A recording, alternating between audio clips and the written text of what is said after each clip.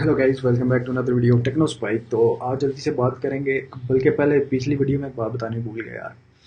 ये तो मैंने आप को करवा दिया था इस तरीके से जेसन की फॉर्म में राइट करना, लेकिन अगर हमारे पास सपोज करो डेटा इस तरीके से नहीं है, हम कोई डेटा वैसे बनाकर उसको सेंड करना चाहते हैं, तो मैं यहाँ पे एक ऑब्जेक्ट बना लेता हूँ डेटा का।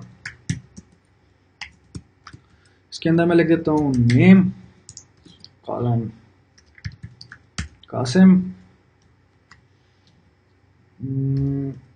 एज कर लेते हैं, कॉलन कर लेते हैं 26, और प्रोफेशन कर देते हैं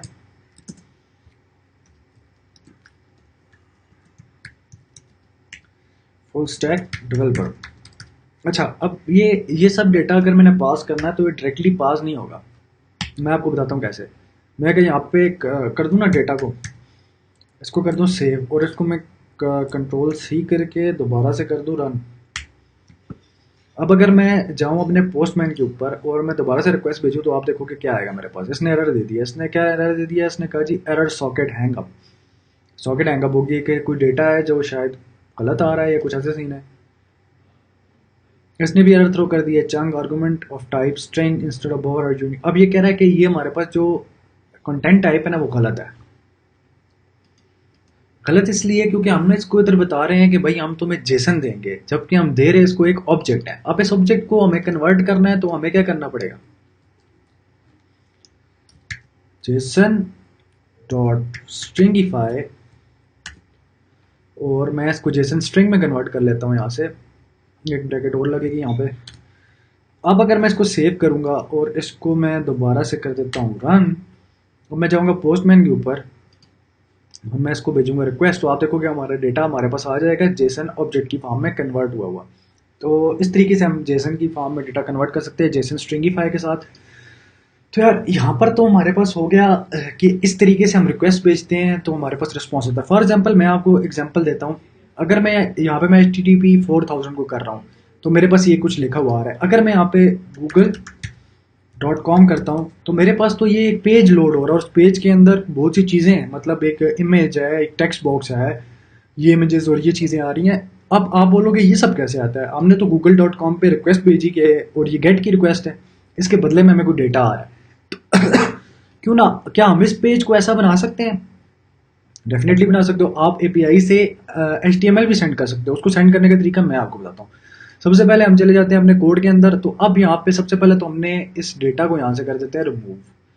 डेटा को रिमूव कर दिया मैंने यहाँ से, और इस टाइप को मुझे यहाँ पे चेंज करना पड़ेगा। अब टाइप को चेंज करने का तरीका क्या है?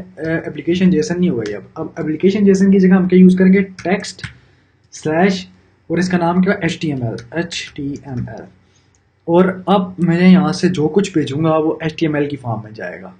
तो मैं अगर इसे यहाँ पे कर देता हूँ हेलो वर्ल्ड, इसको कर दिया सेव, इसको करते हैं स्टॉप, इसको करते हैं क्लियर, और इसको रन करते हैं जल्दी से। ये रन हो जाएगा। अपने क्रोम पे जाएंगे और लोकल होस्ट 4000 पे जाके मैं इसको रिफ्रेश करूंगा तो आप देखो हेलो वर्ल्ड तो पेस्ट हो गया हमारे पास, ऐसा HTML आया है अब ये। लेकिन एक इशू है, आप बोलोगे यार इसकी शक्ल प्यारी नहीं है। अब मेरी HTML इतनी अच्छी स्ट्रॉन्ग है भी नहीं है यार, साफ सी बात बताऊँ। लेकिन अब मैं आपको करके दिखाता हूँ कैसे। अब मैं यहाँ पे कुछ HTML लिख देता हूँ। HTML में आगे चढ़ के पढ़ाऊँगा ज़रूर।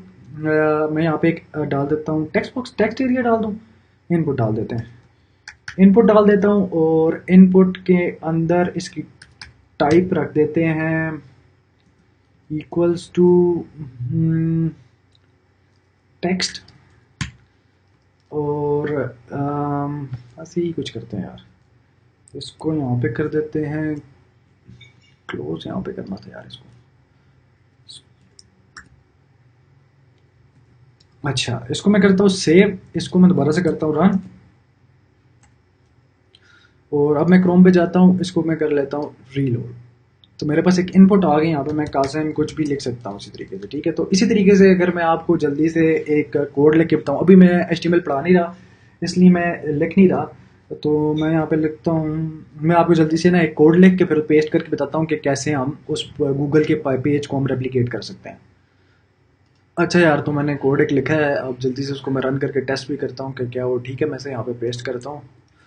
तो ये मैंने कोड लिखा है HTML का, मैं आपको लिखना दिखाऊंगा कैसे लिखते हैं। HTML लिखना बहुत आसान है यार, इतना मुश्किल काम नहीं है। मैं इसको दोबारा से स्टॉप करता हूँ और मैं इस कोड को करके चेक करता हूँ रन। अब हमारा जो पेज है वो गूगल की तरह लगना चाहिए। मेरी HTML तो स्ट्रॉन्ग नहीं है, लेकिन CSS स्ट्रॉन्ग है। मैं तो रेड पे काम करता हूँ।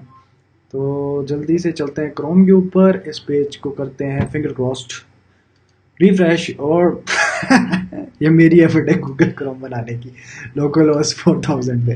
तो इस तरीके से यार आप अपना जो है ना, अपना जैसे क्या कहते हैं HTML को एज अ रिस्पॉन्स भेज सकते हो। तो आप जब भी गूगल पे रिक्वेस्ट करते हो, गूगल वाले पेज पे वो बदले में आपको रिस्पॉन्स देता है, और उसके सर्वर पे क्या कोड रन हो रहा है, गूगल के सर्वर पे बेसिकली वो इसी तरीके से आपको रिस्पॉन्स राइट कर रहा होता है HTML की फॉर्म में। ये उनके पास स्टोर होता है रिस्पॉन्स।